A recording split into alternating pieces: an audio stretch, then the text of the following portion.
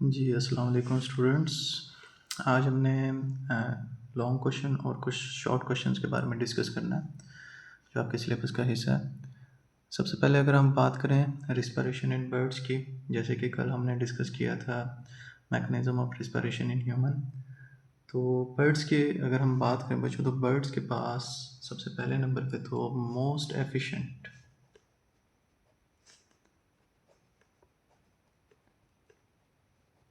Respiratory system होता है।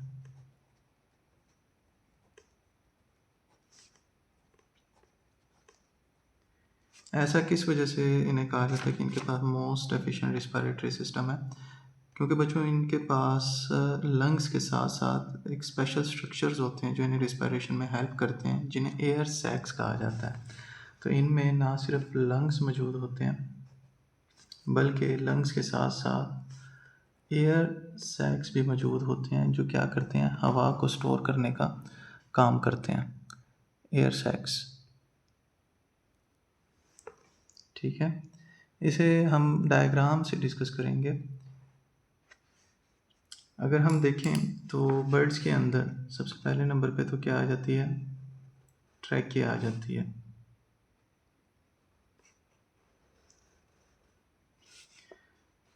Trachea जो है ये ओपन होती है किसमें, एक बड़े से स्ट्रक्चर में, थैलीनुमा स्ट्रक्चर में, जिसे एयर सैक का नाम दिया जाता है। ये एयर सैक, इसे नाम दिया जाता है पोस्टीरियर एयर सैक का।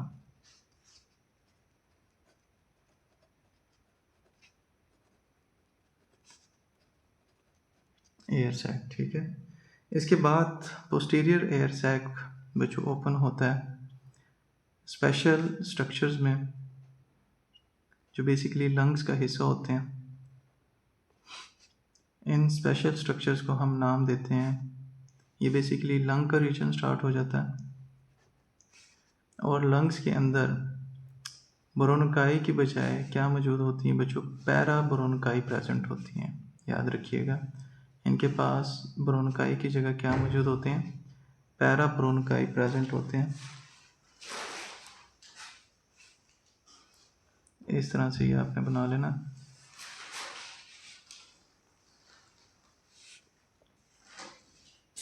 ये पैरा ब्रोनकाई आखिरकार ओपन होते हैं एक और एयर सैक के अंदर,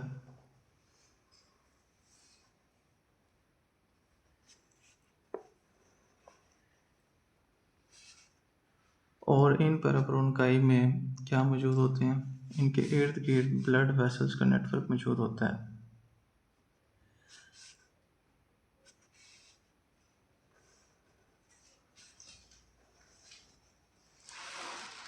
इस तरह से ये इन्हें सराउंड करता है।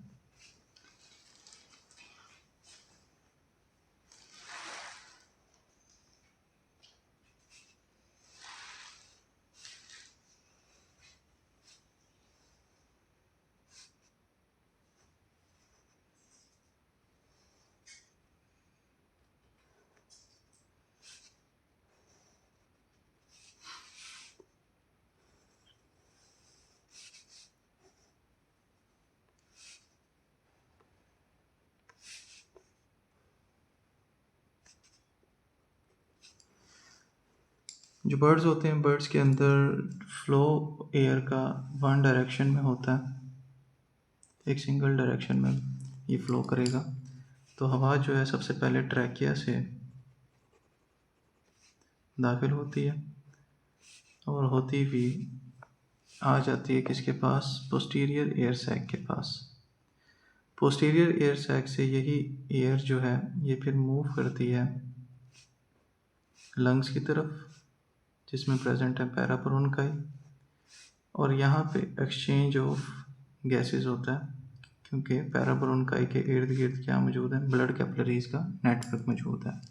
तो यहाँ से जो ऑक्सीजन होती है वो ब्लड वेसल में दाखिल हो जाती है, और ब्लड वेसल से जो CO2 होती है वो पैराब्रोनकाई में आ जाती है। आखिरकार ये सारी हवा जो है फिर लंग से निकलती है और एक और एयर सैक के पास जाती है, जिसे हम एंटीरियर एयर सैक का नाम देते हैं। और आखिरकार यहाँ से ये क्या होती है, ट्रैकिया के थ्रू बाहर निकाल दी जाती है, जिसमें कार्बन डाइऑक्साइड मौजूद होती है। तो आप देख सकते हैं यहाँ पे जो डायरेक्शन है एयर की वो यूनी डायरेक्शन है, या वन वे एयर फ्लो भी इसे आप कह सकते हैं।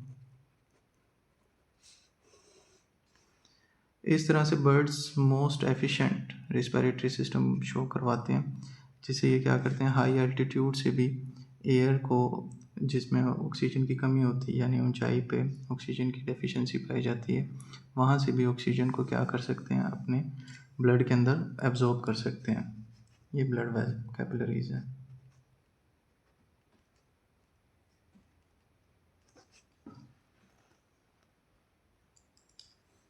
इसके बाद अगर हम देखें, ये क्योंकि शॉर्ट क्वेश्चन में दिया हुआ है तो इतनी डिटेल में हम नहीं जाएंगे, बस आपने डायरेक्शन के बारे में याद रखना है और लंग्स में जो पैराबोरोनकाई होते हैं इसके बारे में याद रखना है। ये इंपॉर्टेंट शॉर्ट क्वेश्चन है क्योंकि पैराबोरोनकाई सिर्फ आपको बर्ड्स के अंदर ही मिलते हैं, उनके लंग्स के अंदर मिलेंगे, बाकी और किसी ऑर्गेनिज्म के रिस्पिरेटरी सिस्टम में आपको नहीं मिलते। इसके बाद अगर हम बात करें कि हाई एल्टीट्यूड पे जो ब्रीदिंग होती है वो इतनी हार्ड क्यों होती है, तो बेसिकली बर्ड्स के अंदर अभी मैंने बताया कि हाई एल्टीट्यूड यानी जो ज़्यादा ऊंचाई होती है, जैसे पहाड़ माउंटेन्स वगैरह हैं, वहाँ पे बेसिकली क्या है, ऑक्सीजन की डेफिशिएंसी पाई जाती है। ऑक्सीजन की डेफिशिएंसी कह सकते हैं, या आप कह सकते हैं कि वहाँ पे जो एटमॉस्फेरिक प्रेशर है हाई एल्टीट्यूड पे, एटमॉस्फेरिक प्रेशर बेसिकली क्या होता है, बहुत कम होता है, लो होता है। तो प्रेशर के बारे में हमने पिछले लेक्चर में भी डिस्कस किया था कि एयर प्रेशर जो होता है वो हमेशा एयर को मूव करवाता है हाई प्रेशर एरिया से लो प्रेशर एरिया की तरफ। तो अगर आप देखें एटमॉस्फेरिक प्रेशर हाई एल्टीट्यूड पे क्या है, कम है, जिसके नतीजे में होता क्या है, आपके लंग्स में क्या होना चाहिए, इसके एक्सपैंड बहुत ज़्यादा होना पड़ेगा। ठीक है, अगर आपके लंग्स के अंदर ऑक्सीजन ने एयर ने दाखिल होना है तो लंग्स को क्या चाहिए, लो प्रेशर चाहिए। अब हाई एल्टीट्यूड पे पहले से ही एटमॉस्फेरिक प्रेशर क्या है, बहुत ज़्यादा कम होता है, तो आपके लंग्स को अब क्या चाहिए, और ज़्यादा एक्सपैंड करना पड़ेगा, ज़्यादा आप कह सकते हैं थोरेसिक कैविटी में स्पेस बनानी पड़ेगी। ठीक है, ज़्यादा बनानी पड़ेगी ताकि लंग्स के अंदर प्रेशर जो है वो कम से कम हो, इतना कम हो कि वो एटमॉस्फेरिक की निस्बत लोअर हो जाए, तब कहीं जाके आपके लंग्स में क्या होगा, बाहर से एटमॉस्फेयर से एयर जो है वो एंटर हो पाएगी। अब पहाड़ों पे क्या होता है, अगर आप हाई माउंटेन रेंज में जाएं तो वहाँ पे सांस उखड़ने लग जाता है बहुत जल्दी से। इसकी रीज़न यही होती है कि वहाँ पे एटमॉस्फेरिक प्रेशर लो होता है, जिसकी वजह से आपके लंग्स ज़्यादा एक्सपैंड होने की कोशिश करते हैं और आप ज़्यादा थक जाते हैं, बहुत तेज़ी से थक जाते हैं, जल्दी से थक जाते हैं। अब आपकी बॉडी क्या करती है, अपने आप को अडाप्ट करने की कोशिश कर रही होती है कि ज़्यादा से ज़्यादा आपके चेस्ट को एक्सपैंड किया जाए, लंग्स को एक्सपैंड किया जाए, थोरेसिक कैविटी की स्पेस बढ़ाई जाए। तो इस अमल को इस्तेमाल करते हैं एथलीट्स।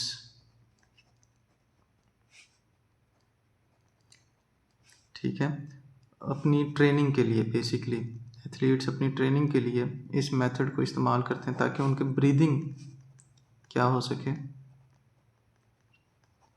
उसमें एफिशिएंसी आ सके, वो एफिशिएंट हो सके, ज़्यादा से ज़्यादा, मतलब उनकी जो ब्रीदिंग है, उनकी चेस्ट कैविटी है, ज़्यादा से ज़्यादा ऑक्सीजन को अपने अंदर एब्सॉर्ब करने की सलाहियत रख सके। तो एथलीट इसे इस्तेमाल करते हैं, इस अमल को, इस प्रोसेस को। तो ये दो इम्पोर्टेंट शॉर्ट क्वेश्चंस थे जो आपने अपने पेपर पॉइंट ऑफ व्यू से करने हैं। ये स्टेटमेंट एज इट इज़ ही शॉर्ट क्वेश्चन में पूछी जा सकती है, याद रखना है। इसी तरह से बर्ड्स के रिस्पिरेटरी सिस्टम में डायरेक्शन के बारे में पूछा जा सकता है कि बर्ड के अंदर जो एयर की डायरेक्शन है वो कौन सी होती है, तो वन वे डायरेक्शन होती है, एयर फ्लो होती है। ट्रैकिया से एयर सबसे पहले किसके पास जाएगी, पोस्टीरियर एयर सैक के पास जाएगी पहले नंबर पे। उसके बाद ये मूव करेगी लंग्स में, लंग से आएगी पैराब्रोनकाई में, पैराब्रोनकाई से एक्सचेंज ऑफ गैसेस होंगे। यहाँ पे क्या होता है, एक्सचेंज होता है गैसेस का।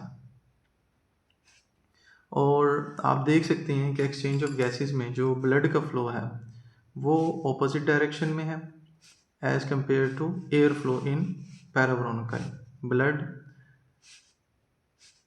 दूसरी डायरेक्शन में, ऑपोजिट डायरेक्शन में मूव कर रहा है, जबकि हवा जो है वो ऑपोजिट डायरेक्शन में मूव कर रही है। तो इस अमल के ज़रिए से ज़्यादा से ज़्यादा गैस को एक्सचेंज करवाया जा सकता है।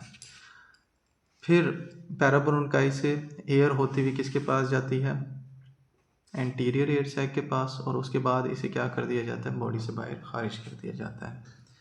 नेक्स्ट अगर हम देखें तो हमारे पास लॉन्ग क्वेश्चन आता है। उस लॉन्ग क्वेश्चन में सबसे पहले क्या है, रिस्पिरेटरी पिगमेंट्स हैं। ठीक है, आपके बुक के अंदर जो ट्रांसपोर्ट वाला है इस साल सिलेबस में वो कटा हुआ है, तो उसे हम बाद में देख लेंगे। लेकिन जो मेन टॉपिक है हमारा लॉन्ग क्वेश्चन का वो है बेसिकली बच्चों रिस्पिरेटरी पिगमेंट्स। अब रिस्पिरेटरी पिगमेंट्स क्या होते हैं, इनकी टाइप्स कौन कौन सी है और इनके स्ट्रक्चर्स, ये आपने लाजमी अच्छी तरह से करने हैं, नोट डाउन करने हैं, क्योंकि ये पेपर पॉइंट ऑफ व्यू से बहुत इंपॉर्टेंट है, शॉर्ट और लॉन्ग के